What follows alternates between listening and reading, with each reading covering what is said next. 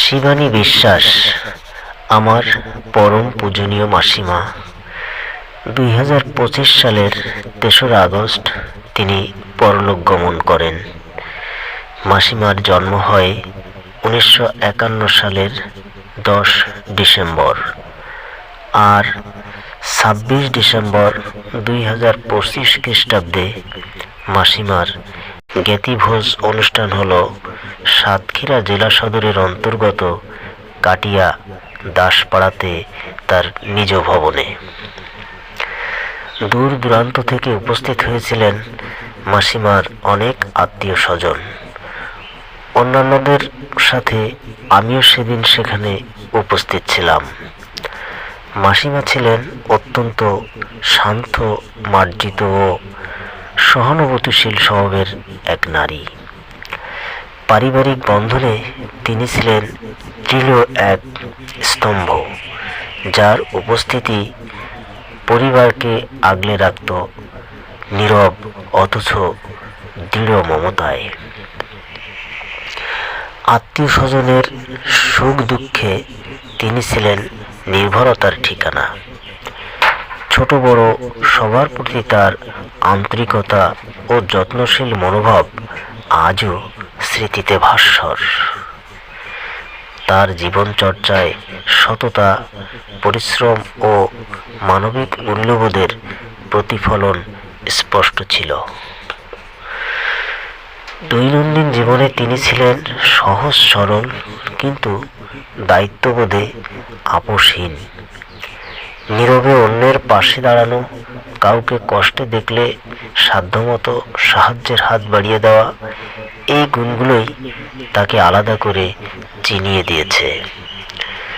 মাসিমা শিবানী বিশ্বাসের প্রয়াণে কেবল একটি পরিবারের অপূরণীয় ক্ষতি নয়, বরং তার সংস্পর্শে আসা সকল মানুষের জীবনে এক গভীর শূন্যতা সৃষ্টি করেছে। যারা তাকে কাছ থেকে চিনতেন তারা জানেন তিনি কোনো উচ্চ কণ্ঠে নিজের উপস্থিতি জানান দিতেন না, বরং নিঃশব্দ ভালোবাসায় হৃদয়ে স্থান করে নিতেন।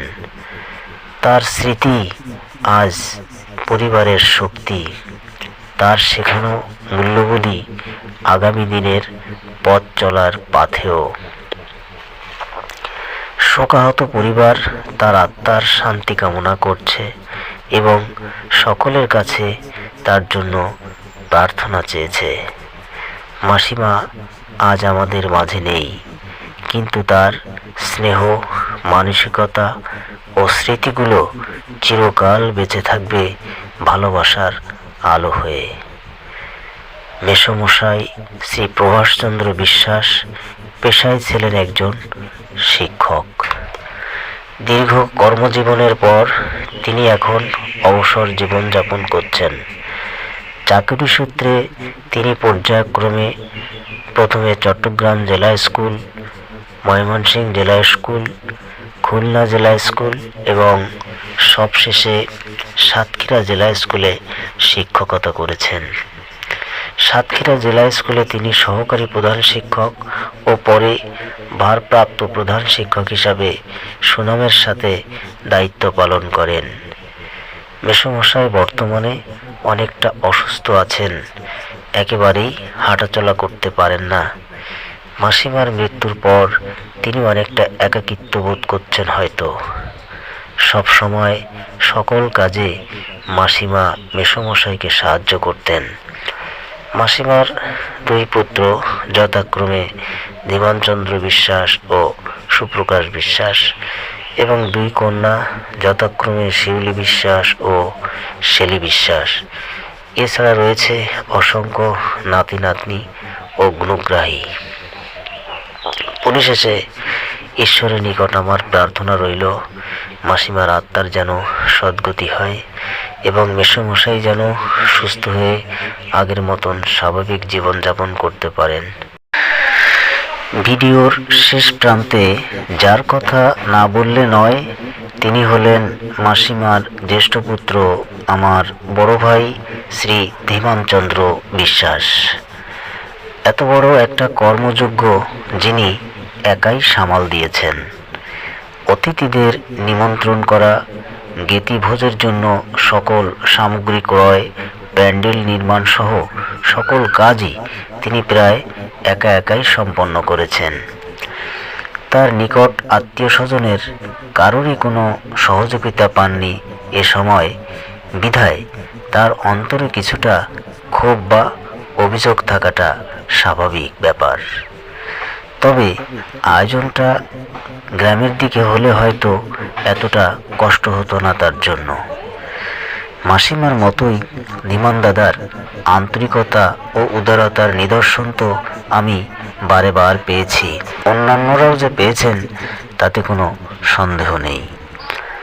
জ্ঞেতিভোজ অনুষ্ঠানে আরও একজন মানুষের কথা সকলে খুব মনে রেখেছেন, আর তিনি হলেন সাতক্ষীরা জেলার কলারোয়া উপজেলার শ্রী অশ্বিনী কুমার পাল, যিনি সুস্বাদু ও উপাদেয় খাবারগুলি রান্না করেছিলেন। অতিথিগণ খাবার গ্রহণ করতেই রাঁধুনির খোঁজ খবর নিতে আরম্ভ করেন।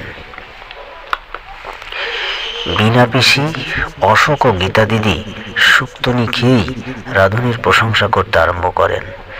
আমি নিজে চাটনি ও পায়েস তো 3 বার করে নিয়েছিলাম, তবে আমার অনুমান সব কিছু মিলিয়ে মাথাপিছু প্রায় 500 টাকা ব্যয় করা হয়েছে। পরিশেষে গৃহকর্তার সার্বিক কল্যাণ ও মঙ্গল কামনা করে আজকের মতো ভিডিও ধারণ এখানেই শেষ করছি। সকলকে ধন্যবাদ।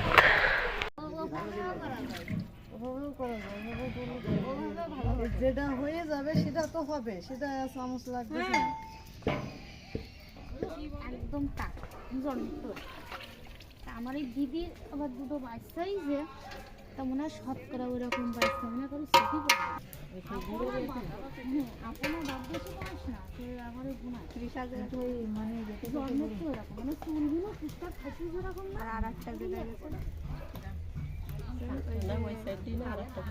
ক্যান্সার নিয়ে মারা গেল একটা লোক, জন্মের তো যে আপনাদের বাড়ির সামনে বাদামের ব্যবসা করে, বাদাম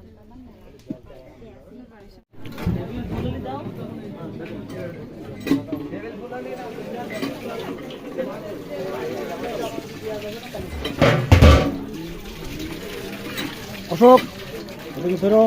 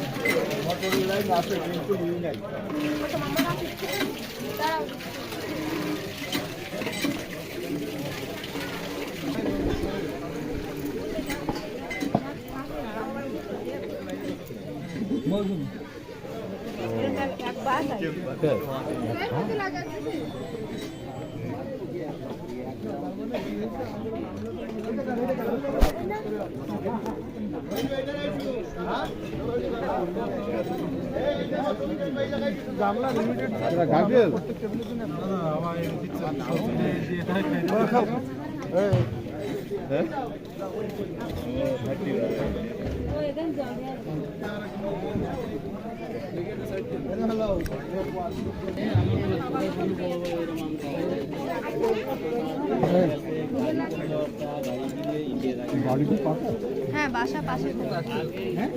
ওরাই বাবা কানে গেল? হ্যাঁ, বাবা কানে গেল? বাবা রুদ্র আর তুমি একসঙ্গে। মা